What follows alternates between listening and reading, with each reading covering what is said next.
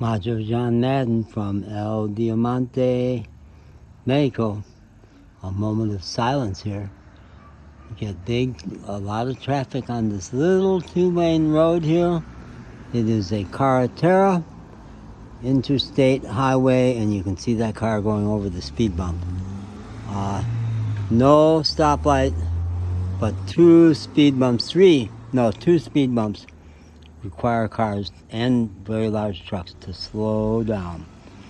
And when those trucks slow down, they tend to make a lot of noise with their brakes. And when they rev up to get going again, they make a lot of noise that way.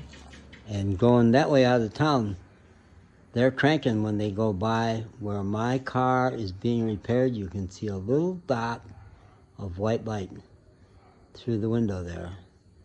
No, the big one, up to the right. Up to the right. It's like at 1 o'clock. Looks like the North Star or something. That's the mechanical compound. And I've got Mufafa going out on patrol. Mufafa resides a lot in the restaurant here, although no one's really very attached to him. He's frisky tonight. He chases motorcycles. I checked today whether that's a new behavior since he's gotten more free. He's a lot more frisky since I've been giving him love. Oh my God, this morning he was so happy to see me coming down the road in the morning. He was dancing. So he's getting lots of life in him. Here's a big truck coming in. Pulling another truck. They pull big weights down here. Here comes another one behind him. Pulling a pickup truck, I guess that is, or a Jeep or something behind him. They tow a lot of stuff. It's not unusual to have a truck pulling another vehicle behind it. That's a very long truck there, extremely long. I think they don't have weight controls in Mexico about what trucks are allowed to pull, because they pull a lot of weight. And there's a whole phenomenon of cars and pickup trucks and Jeeps in tow, because this road goes down the whole east coast of Mexico, all the way down to Belize, and people buy cars in America and sell them at a profit down in South America, Central and South America. So there's a lot of that on this road. For a sleepy little town of like 400 people, this road can be very busy. And it's very striking. See, these cars are all backed up behind those two trucks. They couldn't manage to pass those trucks, so they've all been stacked up behind them. When they get out of town here, they'll be looking for opportunities to pass those trucks. Not when a big bus is coming at them, preferably. And Mexico has terrific motorcycle passing on the right, over on the gravel. People drive creatively in Mexico. They are not concerned about being pulled over for moving violations. It's not going to happen. Many fewer police in Mexico overall, every place I've been. And the police are not going to fuss about, did you put your turn signal on, or did you pass unsafely. They're just not policing for shit like that.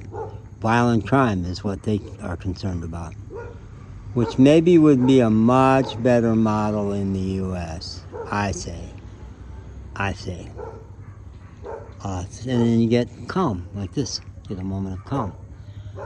So I started my tape about me and all the beings.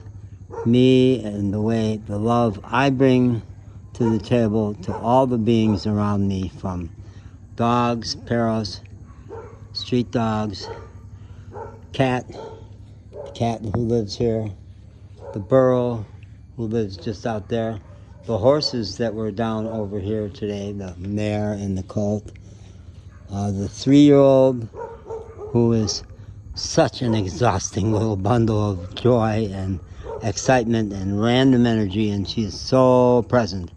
And when she wants you, she wants you. And over the course of 4 weeks, she's gotten really tight with me which has been a spectacularly great thing for me. This looks like Miguel coming home with his. He's got a Toyota Camry. Maybe that's him, or a guest. It's a hotel. This is a hotel. They've got 5 or 6 rooms, and seldom more than 1 or 2 guests per night. And I think they probably total 5 or 6 per week. The only hotel in this little burg, but 8 miles down or so, there's a couple of hotels. And Vega is the nearest, biggest town, I think about 30,000 people. And here's Miguel Sr. Hola, Miguel! Buenas noches. Is noches now? Sí, noches. They keep saying tardes until dark, I guess. Buenas tardes, good afternoon, until late. And he and his wife, Aurelie, I think created this whole operation. He's my age exactly, and he took a fall something like 10 days ago and has been limping, and saw the doctor and got painkillers and I think probably a shot of cortisone or something. He whistles, he's whistling, that's a good sign, because he's in pain today. He had really bounced back and was walking way better, and today he's in a lot of pain and walking with a lot of labor. So it's a spectacular place, big extended family, 3 nuclear families run the restaurant. Miguel and his wife Aurelie, this is the Restaurante Aurelie, live in the house behind the hotel. His son Miguel basically runs the hotel. And Sundays, oh, that was him coming home from work, sure. On Sundays, he works at the Electra store in Vega. So he was off doing that gig today. Because they're not making a lot over with the hotel, and they're not making a lot on the restaurant. One little factoid, this is very major dynamic of this town. There's like 10 restaurants here. Like 10 restaurants. Nobody's making very much money. And in many other locations, people would say, oh, well, I have to move my business. And not all of them even live here in El Diamante. Diana, who's got a tamale shop down the way, and we're talking a half a mile here, is the downtown. And at that south end, there's like 6 tamale stores. Diana's competing with 5 other tamale stores down there. But they're so attached, and especially the ones who live here in El Diamante, and lots of them do. Lots of motorcycles and motor scooters. There really is a norm in El Diamante that you don't move away. This is the place to be. They can't picture living anyplace else. And I've got all kinds of people trying to sell me on staying here. Miguel, today, they know as of yesterday that I'm talking about not leaving the area super quick. I should have my car on the road in 2 weeks. But I've decided I'd like to stay in the area for maybe a month.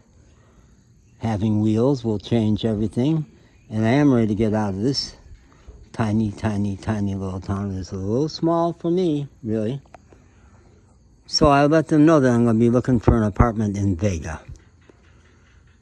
And actually, Sarah, one of the waitresses, they told me has really good penmanship. But she's actually not going to use her penmanship. She's going to use an app to create a poster for me. And I'm going to go into Vega tomorrow and put it up on posts. We'll see. We'll see. It may or may not work. They quoted me what rent would be. And they said probably about $130 a month for a decent apartment. How about that, huh? How about that? And they might require a deposit of another month. My Social Security check isn't a lot, and it's not stretched a lot in Mexico because I've been clobbered by car repairs, total of $3,000 in car repairs over 4 months. So I've not experienced that phenomenon of my money stretching better. I've continued to be quite poor. But there's been a buffer here because at the restaurant here where I eat all my meals, when I run out of money, as I have right now, halfway through the month, they let me run a tab. And there's a tienda across the street, which is run by Erica, who's the daughter-in-law of the family. And she lives right behind her tienda. She also lets me run a tab. So it's very sweet and seductive, sweet, beautiful. And when you get off on the side roads, lovely, very quiet. And I love to go shoot videos on the side roads. And at first, after the chaos of my first 3 months in Mexico were pretty chaotic. A lot of moving, culture shock, language shock, car breakdown shock, telephone system. I switched to the Telcel Mexican telephone system, which was maybe a mistake, but I have trouble keeping up with their internet minutes. I run out of internet minutes and then can't access any of my apps, including GPS. And I've spent time in Victoria and Tampico, 2 big cities, and Tuxpan was significant size. Lost from no GPS. So pretty chaotic first 3 months. So slowing down here has been really a blessing. I got super happy, and considered. You know, it made it really appealing. But at this point, I'm like, yeah, but it's not life. To everybody in this town, they think this is life, and why would I leave? But I've been saying to people today, no, I am looking for an apartment in Vega, though, which may turn out not to be true, but we'll see. It's a tentative plan. So, that's 12 minutes. I've gone on, and I think I didn't even get to the stuff I want, the stuff I intended to say. There was a lot of setup and a lot of summary of my life so far here. So I'm going to shut up for now, and we'll see. Maybe I'll make another one.